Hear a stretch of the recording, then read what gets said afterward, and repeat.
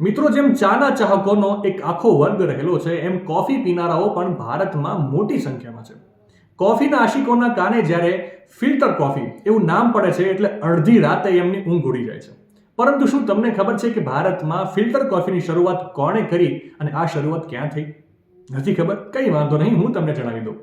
એક લોકવાયકા મુજબ ભારતમાં કોફીની કહાની 17મી સદીની છે. એવું કહેવાય છે કે સૂફી સંત બાબા બુદાન હજથી પાછા ફરતી વખતે યમનના મોરચા બંદરથી ગુપ્ત રીતે તેમના સાથે 7 કોફી બીન્સ લાવ્યા હતા અને તેમણે કર્ણાટકના ચિકમંગલુરમાં આ બીજ વાવ્યા હતા. ચિકમંગલુર પર્વતોમાં કોફીના બીજનું વાવેતર ભારતમાં કોફીનું મૂળ સ્થાન માનવામાં આવે છે અને એટલા માટે જ જે ટેકરી ઉપર બાબા બુદાને કોફીના બીજ વાવ્યા હતા તે ટેકરી પાછળથી બાબા બુદાનગીરી પર્વતો તરીકે જાણીતી બની ગઈ.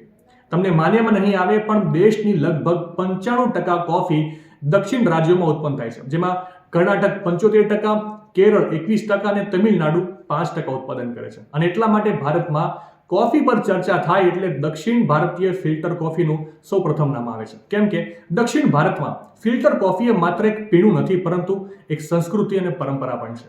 માહિતી સારી લાગી હોય તો રીલને વધારે શેર કરજો અને આવી જ અવનવી માહિતી માટે સંદેશ ડિજિટલ સાથે જોડાયેલા રહેજો.